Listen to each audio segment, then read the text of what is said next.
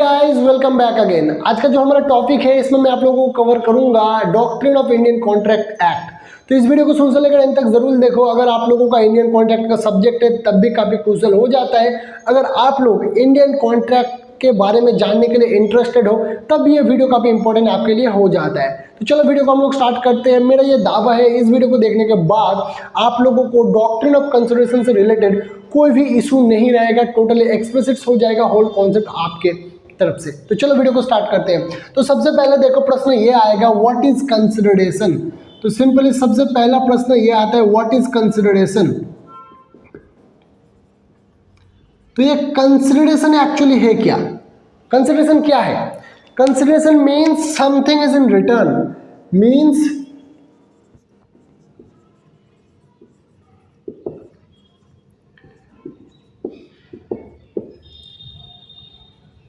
यानी कुछ चीज के बदले में कुछ चीज का मिलना, इसी को सिंपली कंसिडरेशन बोला जाता है। तो एक छोटा सा एग्जांपल से मैं आप लोगों को समझाता हूं कंसिडरेशन क्या है। मान लो मैं दुकान में गया और मुझे एक मार्कर खरीदना है। इस मार्कर का रुपीस है दाम है, यानी कि जो प्राइस है 20 रुपीस मान लो। तो मैंने दुकानदार को बोला भैया मेरे को एक मार्कर दो। दुकानदार ने बोला 20 रुपया दो। तो मैंने उसको 20 रुपया दिया और उसके बदले में मुझे ये मार्कर दुकानदार ने दिया। तो दुकानदार के लिए जो 20 रुपया था वो समथिंग इज रिटर्न हो गया मार्कर के बदले में, और 20 रुपया के बदले में मुझे ये मार्कर मिलेगा। तो दोनों के तरफ से एक एक्सचेंज हुआ। मैंने उसको पैसा दिया, उसके बदले में मुझे मार्कर दिया। तो मुझे मार्कर मिला, ये मेरे लिए कंसिडरेशन हो गया, और उसे पैसा मिला, वो उसके लिए कंसिडरेशन हो गया। तो समथिंग इज इन रिटर्न हो गया ना, एक्सचेंज हो गया ना। तो इसी को सिंपली कंसिडरेशन कहता है। अभी देखो कॉन्ट्रैक्ट में इसका रोल क्या है। तो उसके लिए इंडियन कॉन्ट्रैक्ट एक्ट का सेक्शन 10 आप लोगों को देखना पड़ेगा। तो सेक्शन 10 सिंपली क्या कहता है, देखो इंडियन कॉन्ट्रैक्ट एक्ट का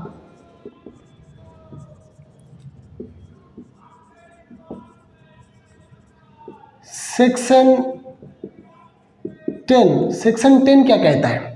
सेक्शन 10 सिंपली यही कहता है कोई भी पार्टी अपने इच्छा अनुसार अगर कोई भी एग्रीमेंट करता है, ठीक है ना, एग्रीमेंट करता है, जो एग्रीमेंट वो करेगा वो लीगली वैलिड होना चाहिए और लीगल ऑब्जेक्ट में ही उसका एग्रीमेंट होना चाहिए, और पार्टी का फ्री कंसेंट होना चाहिए, पार्टी मेजर होना चाहिए और साउंड माइंड होना चाहिए, यानी कॉम्पिटेंट होना चाहिए कॉन्ट्रैक्ट में एंटर करने के लिए, और बाय एनी लॉ डिक्लेरेशन नहीं होना चाहिए कि ये एग्रीमेंट वॉइड है, ये कॉन्ट्रैक्ट वॉइड है, ऐसा नहीं होना चाहिए। तो सेक्शन 10 सिंपली कहता है अगर कोई भी एक पार्टी, मान लो दो यहाँ पर पार्टी है, यहाँ पर हम लोग एग्जाम्पल से आप लोगों को समझाते हैं। यहाँ पर ए है और बी है, ठीक है ना। ये दोनों अभी एक एग्रीमेंट में एंटर हुए। तो अभी यहाँ पर एग्रीमेंट करते हैं। तो यहाँ पर अभी ये दोनों ने एग्रीमेंट में एंटर हुए। तो इन लोगों के लिए जो नेसेसरी थिंग है वो क्या है एज पर सेक्शन 10? तो सबसे पहला फ्री कंसेंट। तो फ्री कंसेंट इन लोगों का होना चाहिए, ये एडल्ट होना चाहिए और ये साउंड माइंड होना चाहिए, यानी कि मेंटली फिट होना चाहिए, ठीक है ना। अगर मेंटली इल होगा तो नहीं चलेगा, और बाय लॉ वॉइड नहीं होना चाहिए कहीं पर भी। मान लो इन लोगों का मोटिव है कोई कार परचेस करने के लिए, इसीलिए ये लोग एग्रीमेंट में एंटर हो रहा है। तो ये तो बाय लॉ वॉइड नहीं है ना, तो ये चलेगा। लेकिन मान लो ये किसी को मर्डर करने के लिए एग्रीमेंट बना रहा है तो वो बाय लॉ वॉइड है, तो ये यहाँ पर वर्क नहीं करेगा क्योंकि वो वॉइड हो जाएगा। बाय लॉ वॉइड नहीं होना चाहिए, ठीक है ना। तो ये मैंने आप लोगों को बता दिया। तो सेक्शन 10 सिंपली यही कहता है जो कि पार्टी एग्रीमेंट में एंटर करता है उसका फ्री कंसेंट होना चाहिए, एडल्ट होना चाहिए, साउंड माइंड होना चाहिए, और बाय लॉ वो वॉइड नहीं होना चाहिए। इसीलिए वहाँ पर बोला गया है जो भी कॉन्ट्रैक्ट में एंटर कर रहे हैं उन लोगों का कॉन्ट्रैक्ट बनाने का और एग्रीमेंट बनाने का जो ऑब्जेक्ट है वो लॉफुल होना चाहिए, वो लीगल होना चाहिए, तभी जाके वहाँ पर ये सारा कुछ आएगा। और उसके बदले में आएगा एक और चीज़ जो है कंसिडरेशन, यानी समथिंग इज इन रिटर्न होना चाहिए। अगर ये चीज़ें फुलफिल होता है तभी माना जाएगा एक वैलिड कॉन्ट्रैक्ट होगा। तो every agreement is a contract but every contract is an agreement but every agreement are not contract. ये प्रश्न पूछा जाता है काफ़ी यूनिवर्सिटी की तरफ से। ऐसा क्यों बोला जाता है? क्योंकि देखो आप एक इलीगल एग्रीमेंट बना सकते हो, लेकिन इलीगल कॉन्ट्रैक्ट आप लोग नहीं बना पाओगे। ऐसा मैं क्यों आप लोगों के लिए बोल रहा हूँ, देखो मान लो ए और बी ने एक एग्रीमेंट बनाया, बोला भाई तू सी को मर्डर कर, ए ने बोला तू सी को मर्डर कर, मैं तेरे को 1 लाख रुपीस दूंगा। इसीलिए दोनों ने एक एग्रीमेंट बना लिया। मान लो अभी 1 लाख रुपीस बी ने ले लिया ए की तरफ से, अभी बी ने बोला मैं मर्डर नहीं करूंगा, जा तेरे को जो करना है कर ले। तो अभी ए बी को स्यू नहीं कर सकते इस एग्रीमेंट के बेस पे, क्यों? क्योंकि ये एग्रीमेंट ही इलीगल है। अगर एग्रीमेंट इलीगल होगा तो वो इन्फोर्सेबल बाय लॉ नहीं होगा। अगर ऐसा होगा तो वो एग्रीमेंट इन्फोर्स नहीं होगा, तो वो कॉन्ट्रैक्ट नहीं होगा। तो यहाँ पर बी को वो स्यू नहीं कर पाएगा एज पर द लॉ। तो इसीलिए ये प्रश्न बोला जाता है every contract and agreement but every agreement are not an contract. तो यही सिंपली प्रश्न पूछा जाता है। तो आप लोगों को पता चल गया होगा, जो कि एग्रीमेंट है वो इलीगल हो सकता है, लेकिन कॉन्ट्रैक्ट इलीगल नहीं हो सकता है, क्योंकि जो एग्रीमेंट लीगली वैलिड होगा वही इन्फोर्स बाय लॉ होगा और उसी के बाद वो कॉन्ट्रैक्ट बनेगा। इसीलिए यहाँ पर free consent, adult, sound mind और बाय डिक्लेरेशन वॉइड नहीं होना चाहिए, लॉ के दौरान कंसिडरेशन मस्ट होना चाहिए। ये सारा कुछ होगा तभी जाके वो एक वैलिड कॉन्ट्रैक्ट होगा। तो अभी देखो इसमें कंसिडरेशन आ गया ना। अभी देखो कंसिडरेशन एक्चुअली क्या है। देखो इंडियन कॉन्ट्रैक्ट एक्ट का जो सेक्शन 2 सब क्लोज डी है, ये सिंपली डिफाइन करता है कंसिडरेशन को। कंसिडरेशन मैंने आप लोगों को सबसे पहले ही बता दिया, समथिंग इज इन रिटर्न, यानी रिटर्न में कुछ मिलना कुछ चीज़ के बदले में, उसी को कंसिडरेशन बोला जाता है। तो एग्जैक्ट बुक का डेफिनेशन क्या है मैं आपको अपनी भाषा में समझाता हूँ।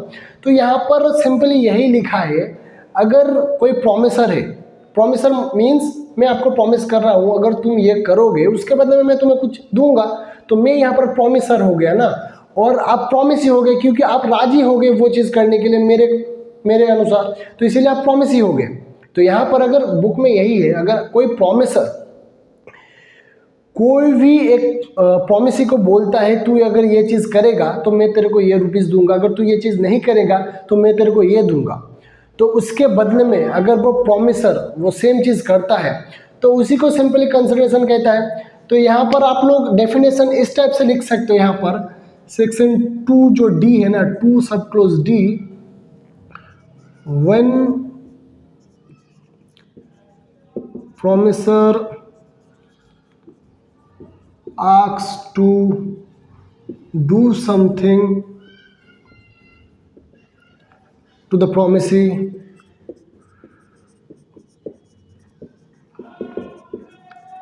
or abstain to do something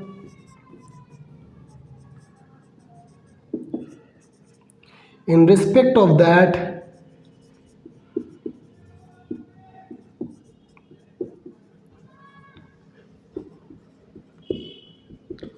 promisee did the same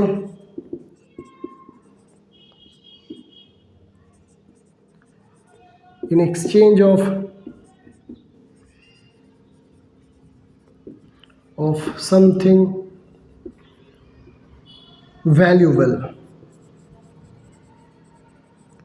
तो बुक में डेफिनेशन कुछ अलग है, लेकिन मैं यहाँ पर समझाने के लिए आपको ये लिखा हूँ। यहाँ पर मैं ऐसा क्यों बोला हूँ, when the promisor asks to do something, यानी कि जो प्रॉमिसर होगा वो आपको बोलेगा कि भाई देख तू मेरे लिए वहाँ जा, वहाँ से जाके ये चीज़ लेके आ, उसके बदले में मैं तेरे को 10,000 रुपीज़ दूंगा।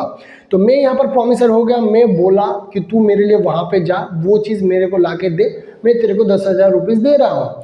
तो मैं यहाँ पर प्रॉमिसर हो गया, और जो बंदा राजी हुआ मेरे बात पे वो प्रॉमिस हो गया, वो बोला ठीक है भाई मैं राजी हूँ, मैं लेके आता हूँ। तो उसने मेरे लिए वो काम करा और उसके बदले में मैंने उसको 10,000 रुपीज़ दे दिया। तो ये हो गया सिंपली, इसीलिए मैं यहाँ पर ऐसा लिखा हूँ, when promisor asks to do something to the promisee and promisee did the same in respect of something valuable. तो यहाँ पर in exchange of something valuable, इसीलिए मैंने समथिंग वैल्यूएबल जो कि कंसिडरेशन माना जाता है। अभी दूसरा सिनेरियो देखो, abstain, when the promisor asks to abstain to do something, यानी कि मान लो यहाँ पर देखो एक चीज़, एक लैंड बिक रहा है, ठीक है ना, तो हम लोग तीनों पार्टी ए बी एंड सी, तो यहाँ पर ए ने बी को बोला कि भाई देख मुझे सी का लैंड परचेस करना है, तू वहाँ पर मत जा, ये ले 10,000 रुपीज़, तू मत जा, मैं वो लैंड खरीदूंगा।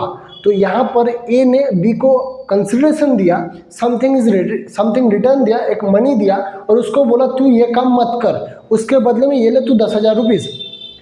तो यहाँ पर प्रॉमिसर ने एब्सटेन टू डू समथिंग बोला और उसने वो मान भी गया। तो वही सिंपली सेक्शन 2D कहता है, जो कि प्रॉमिसर कुछ करने के लिए बोलता है या फिर कुछ नहीं करने के लिए बोलता है, और प्रॉमिसर के डिजायर के अनुसार, प्रॉमिसर के इच्छा अनुसार अगर वो प्रॉमिसी वो सेम एक्ट करता है, something is in exchange, like valuable मान लो, फिर कंसिडरेशन मान लो, मनी, कोई भी चीज़ हो सकता है, समथिंग इज इन वैल्यूबल, उसके बदले में, तो वही सिंपली कंसिडरेशन हो जाता है एज पर सेक्शन 2D। और इंडियन कॉन्ट्रैक्ट एक्ट यही कहता है, without consideration contract is valid, invalid यानी वॉइड। अभी देखो यहाँ पर एक और चीज़ आता है ना, सेक्शन 25।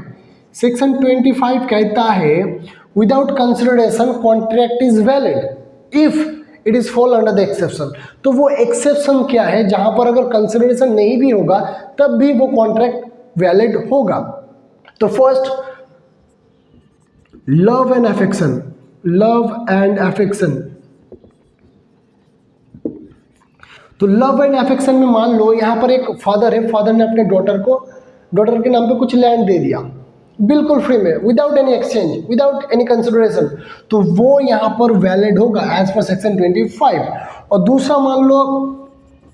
दूसरा यहाँ पर मान लो कोई डेब्ट था, मैंने कुछ उधार लिया था, ठीक है ना, और वो एग्रीमेंट भी था, टाइम बढ़ था, तो मुझे उस टाइम के अंदर वो उसको चुकता करना ही होगा, तो वो भी विदाउट कंसिडरेशन मुझे वो चुकता करना होगा, वे भी वैलिड होगा।